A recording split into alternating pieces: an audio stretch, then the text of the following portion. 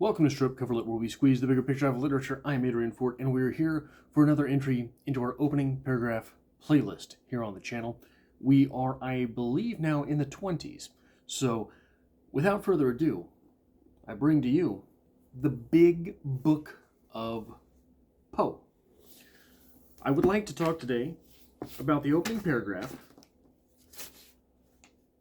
to the Masque of the Red Death.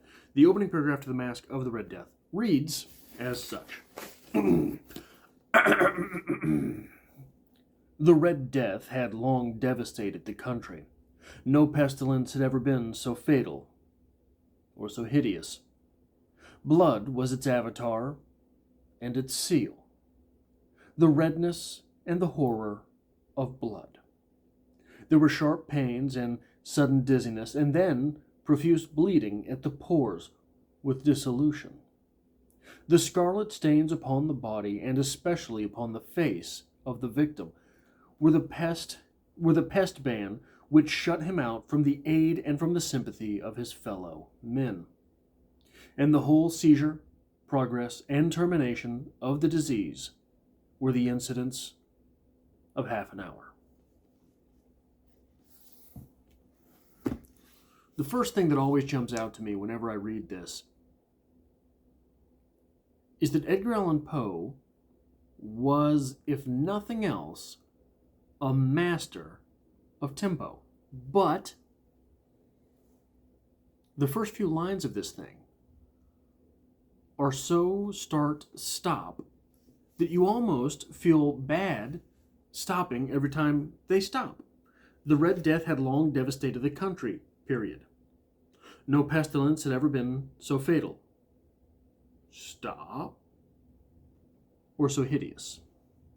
Blood was its avatar. You want to stop there because the next little bit is and its seal. That feels conclusory. But we don't stop there because the sentence is, blood was its avatar and its seal, the redness and the horror of blood. There were sharp pains and sudden dizziness. That's where I think we find the tempo again. But it is strange for a writer who was such a master. Right? Read The Raven. If you don't just fall into the rhythm of that thing, it's because you can't read. Plain and simple. The rhythm of that thing pops off of the page. You almost just remember the verses in your mind. It almost appears written as music. The next thing that always strikes me here is literature, I think, can best be summed up as the big through the small or the small through the big.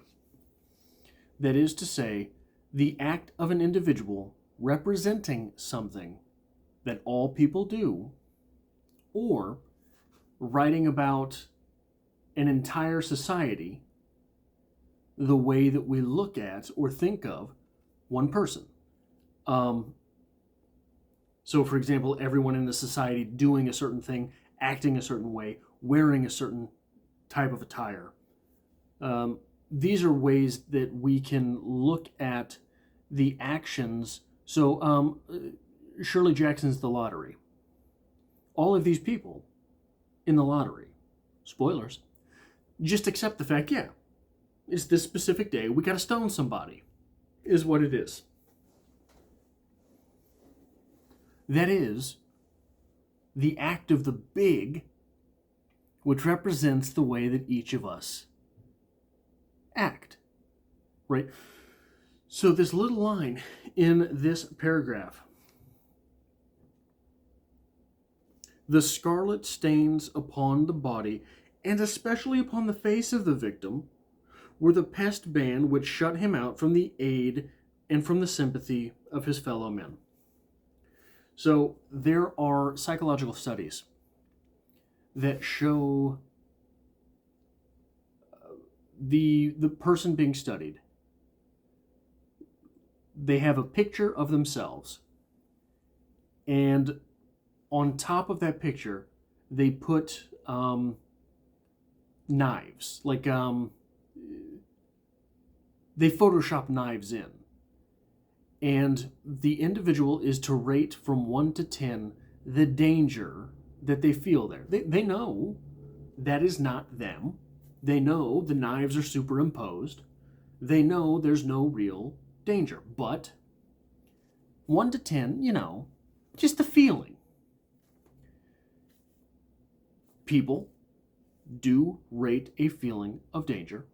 People especially rate a feeling of danger the closer those knives on the page get to one's moneymaker, to one's kisser.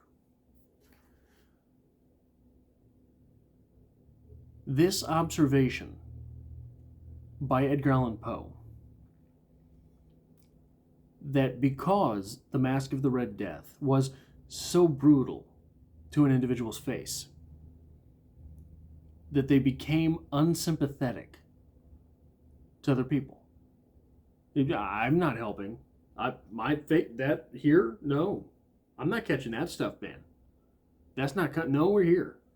Right? That little observation by Poe is stunning and brilliant.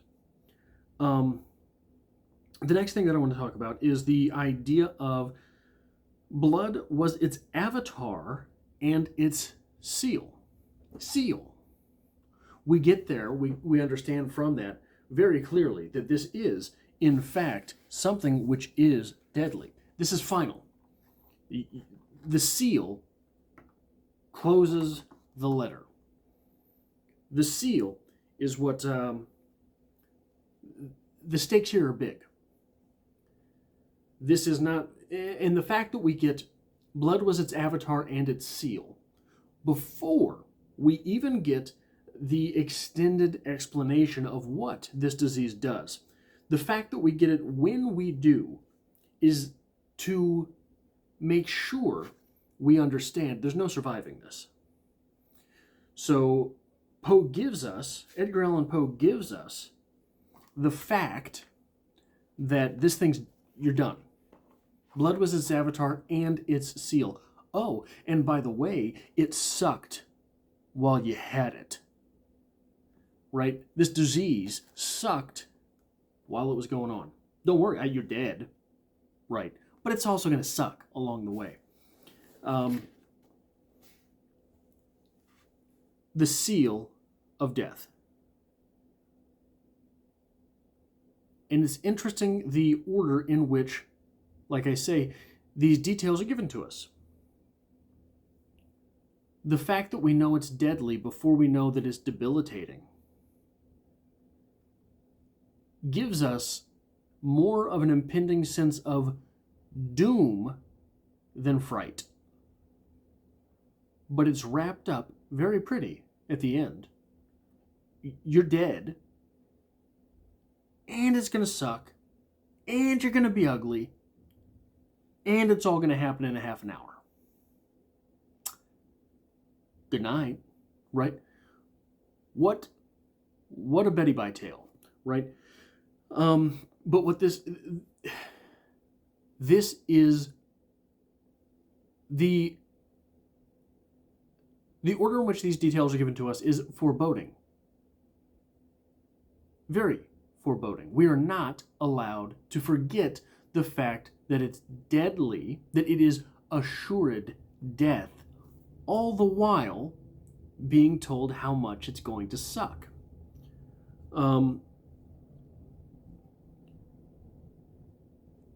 At that same time, I'm going to read this paragraph one more time, and I want you to tell me when the paranormal comes into play. The Red Death had long devastated the country. No pestilence had ever been so fatal or so hideous. Blood was its avatar and its seal, the redness and the horror of blood. There were sharp pains and sudden dizziness, and then profuse bleeding at the pores with dissolution. The scariest stains upon the body, the scarlet stains upon the body, and especially upon the face of the victim, were the pest band which shut him out from the aid and from the sympathy of his fellow men. and the whole seizure, progress, and termination of the disease were the incidents of half an hour. Nothing there prepares us for something spooky. It's scary, yes, but ghastly, no. Scary, yes, ghastly, no. This is just like any other plague by this point in the story. That is not, spoilers, what we're going to get. What we get in this story is much more paranormal and spooky than anything which is presented in this opening paragraph. Everything in this opening paragraph reads as if it were, I don't know if you've ever heard about them. There were many journals found after the Black Plague. A lot of times they were from monks. Monks knowing how to read, knowing how to write, and being trapped in one place. Monks didn't travel. Monks were in their monastery. The things that these people would write, awe-inspiring. And many times, the lack of God, the lack of paranormal, the lack of spooky inside the manuscript of a person who definitely believed in all of those things, it's baffling. Baffling, but true. We don't have anything here to prepare us for the spooky which is about to start.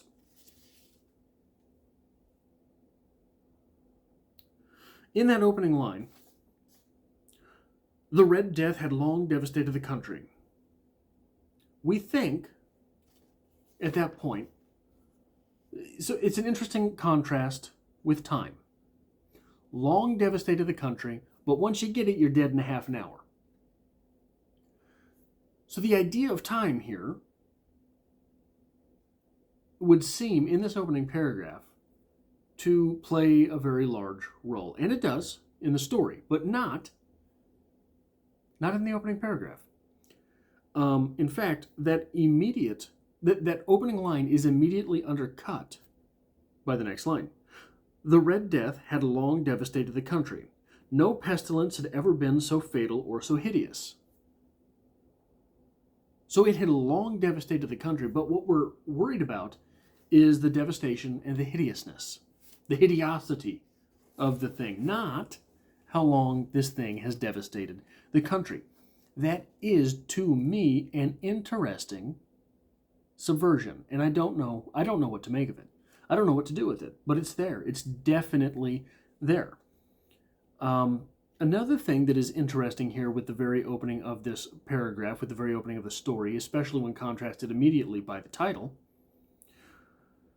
the short story, and Edgar Allan Poe knew that wherever this was presented, almost undoubtedly, you would get the title before the story. That is how short stories are presented.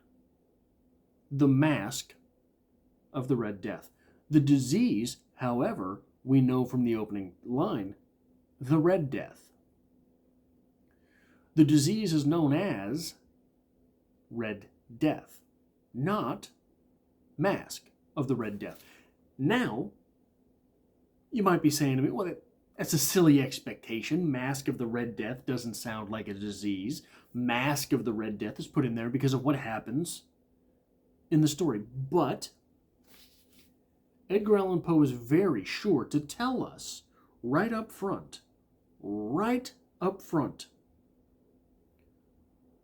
the scarlet stains upon the body and especially upon the face of the victim. So, by all intents and purposes, this thing could be called Masque of the Red Death, the Masque of Death, the Red Masque of Death. However, one wanted to construe the words. Could very easily be known as that. but it's known as Red Death. So why call the story The Masque of the Red Death?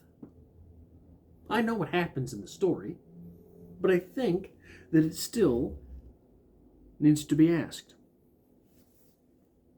Why call the story The Masque of the Red Death?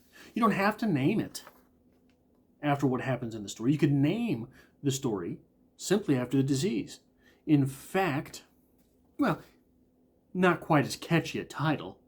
I'll give him that. The Red Death versus The Masque of the Red Death. The Masque of the Red Death certainly plays better. But The Red Death probably would have been more clickbaity a title. This was a world, after all, not too terribly removed from the Black Death. Not too terribly removed. We still have bubonic plague, right? This is something that we still deal with on small scales today. But in a world where pestilence, where plagues, where the town sickness was still a real thing, and I say that in full irony of what has happened the past couple years. Full irony of what has happened the past couple years. The plague isn't really a thing anymore. Full irony, I understand. But we don't connect with that thing, that idea, that phenomenon, much in the same way that Poe's audience would have, as would have Poe's audience. So, the clickbaity title, The Red Death, as contrasted to The Black Death, probably would have been a story title which played better, which was more clickbaity. Poe, however, went with The Masque of the Red Death, which leads to the contrast with The Black Death. Black Death was slow and lingering. You were dead. You were going to die from it, yeah. But you were going to suffer for a lot longer. However, not however, while and where, as today, we would say, oh, then no, give me the Red Death. Give me the Red Death. We would say that if we knew at the end of both diseases meant death. Yeah, you can die. And it's not going to be like a difference of years. It's going to be a difference of 30 minutes. You're going to suffer and it's going to suck. Then you're gone. Versus, hey man, you might be around a couple weeks. You're going to have to pay rent again.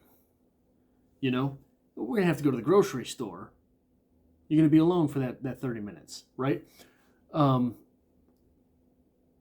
Today, I think most people would say, okay, give me the 30 minutes. Give me the pill versus the torture. However, back in Poe's day, look, one thing, and during the Black Plague, one thing that prolonged exposure to the disease gave you was the opportunity to set your affairs in order. The opportunity to make amends with your God. The Red Death does not do that for its victims. The Black Death did. So, I think it needs to be said, this world was something, this world would have been much more, I think, much more likely to pick the Black Death than the Red Death. The last thing I want to talk about here. Got to find the sentence. Give me a second. I did not underline it. Bleeding. Okay, yeah. There were sharp pains and sudden dizziness. Then, profuse bleeding of the pores with dissolution. This choice of words here is funny, strange, weird.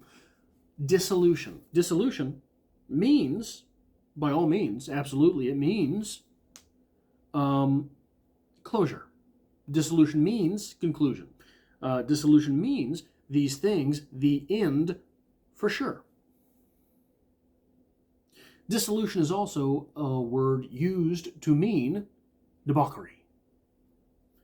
Sort of like a dissolution of morality, a dissolving of morality sort of thing, which we then get into in the story. This is a troll use of the word dissolution, because you're thinking here at the onset, yeah, it kills you, all right. You've given that part to us 4 or 5 times now, Eddie. But we get the debauchery a little bit later. So those are the interesting things, I think, about this opening paragraph to the Masque of the Red Death. Like I said, I believe this is the 20th so far video in, 20th, 21st, something like that, in the opening paragraph series here on the channel. I hope that if you like this sort of thing, you check out that playlist. If you are here by chance but not design, and you like talk about literature, consider hitting that subscribe button. And as always, if you hit that like button, it really helps me out here on the channel, and I hope to see you for the next video.